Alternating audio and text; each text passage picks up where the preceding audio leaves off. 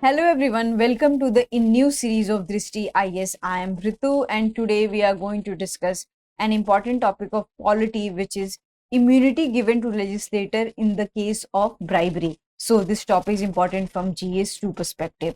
So we all know that corruption cases are rising day by day, especially in the field of political arena, and it gives us a feeling of that protector of the law has become the devourer of the law, and it also give a very wrong impression that there is a criminalization of politics in Indian society. So moving to the points of discussion part, so first of all we are going to discuss the news, and then we are going to discuss that what are the provisions related to the bribery cases and what are the different provisions for the legislator in the constitution. Then we are going to discuss that what is the current case, and after that we are going to discuss that what is the stand of SC on it, and then we are going to discuss that what was the 1998 ruling about. It means that how 1998 ruling is connected with this case, and then practice question for prelims and mains. So moving to the news part, so on 20th of September, what had happened that Supreme Court has referred this case to the larger bench, which is the 7 case judges bench, and in that bench Supreme Court wants that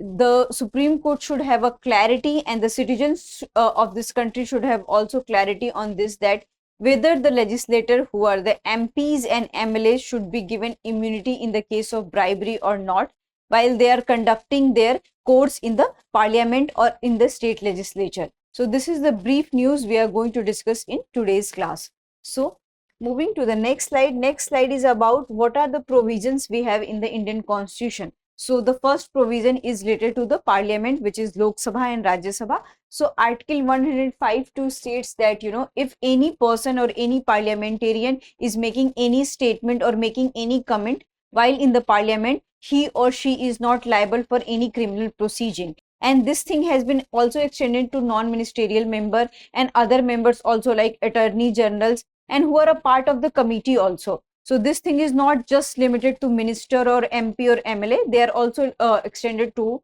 attorney generals, advocate generals. So this is the criteria for this Article 105(2). Similarly, we have a similar thing regarding the state legislature. So Article 194(2) also states with that, and it also deals with the state legislature. It means that any state legislature member is making any kind of statement while in the state legislature proceeding, he or she is not liable for any criminal proceeding.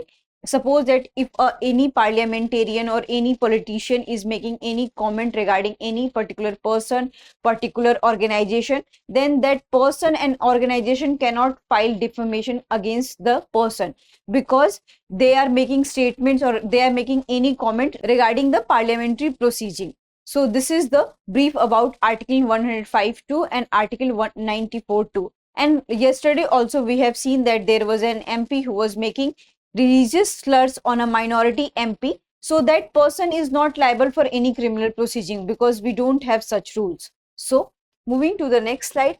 Next slide is about what is the current case with the SC. So what is the current we have in the Supreme Court? So the current case is related to Sita Soren, who is a member of Jharkhand Mukti Morcha. And what is the accusation on Sita Soren? That she was accused of accepting bribe while casting his vote to the Rajya Sabha to a MP. It means that she was favoring a MP while taking bribery from that person. So this was the accusation. And after this case, what happened that a case has been filed to the Election Commission of India, and Election Commission of India has referred this case to the CBI. And in the CBI charge sheet, we got to know that she has been accused of criminal bribery, misconduct of the election proceeding. So because of that, she has been accused of the bribery.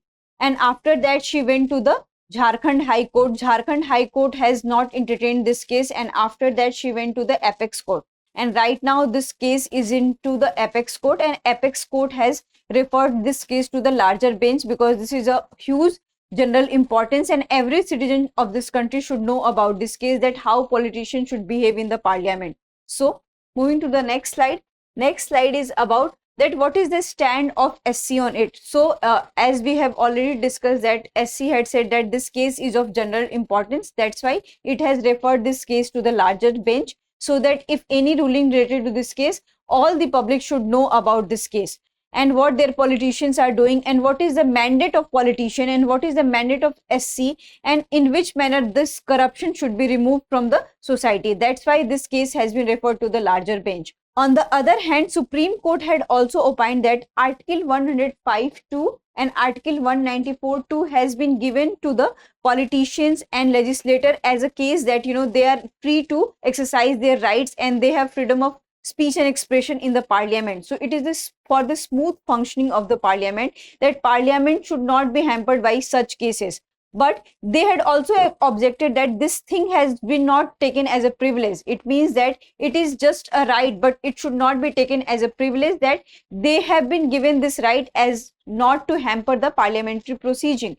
But it should not be taken as a privilege that we are MPs, we are MLAs, then we have right that we can conduct any kind of misconduct, and after that we can take immunity from that case. So it should not be taken in a wrong way. So this is the mandate of Supreme Court regarding this case. So moving to the next slide. Next slide is about that what was the 1998 ruling about, because this case has been highly compared to the 1998 ruling and it is connected with the 1998 ruling. So in which manner it is connected with the 1998 ruling? So in 1998 also we have such cases that there was a person whose name was Shibu Soren, and he was also accused of such things, and he was accused of taking bribes to vote against no confidence motion against the then PV Narasimha Rao. So such cases had also happened in 1998. And what happened after 1998 case ruling, and what was the opinion of Supreme Court regarding this case?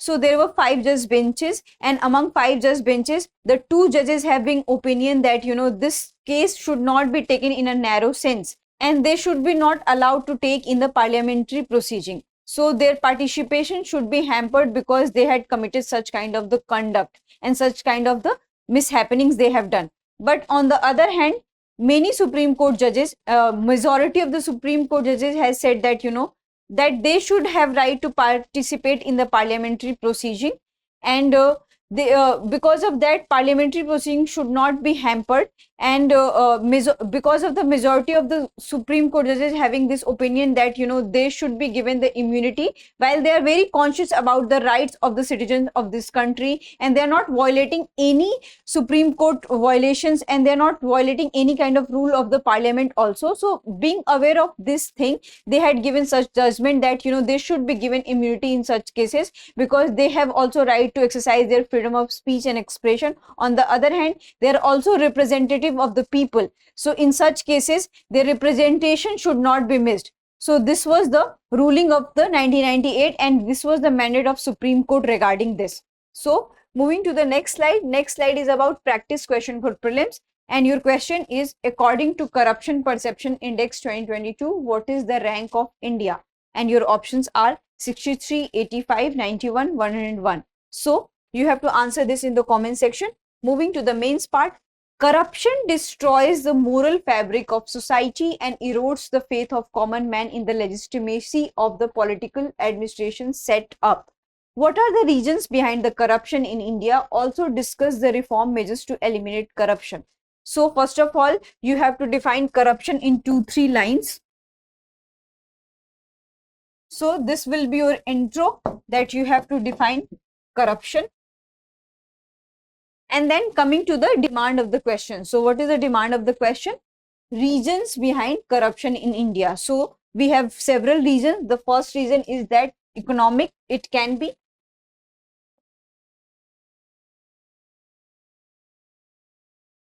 like crony capitalism, difference between rich and poor,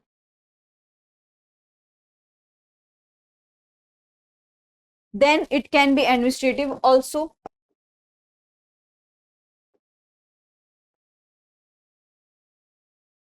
like we have false policies,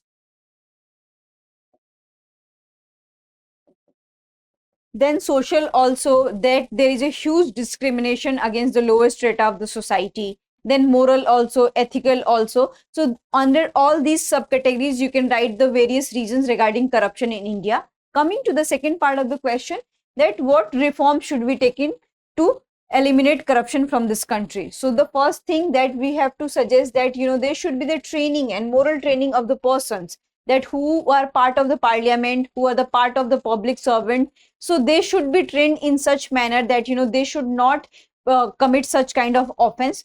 And we have several rules and regulation related to it, and under it we have prevention of corruption crime 1998.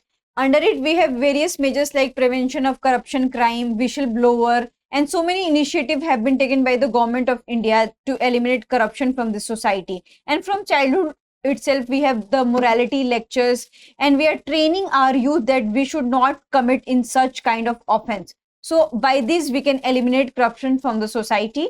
I hope you like this lecture. If you have any queries related to this lecture, kindly ask in the comment section. Thank you.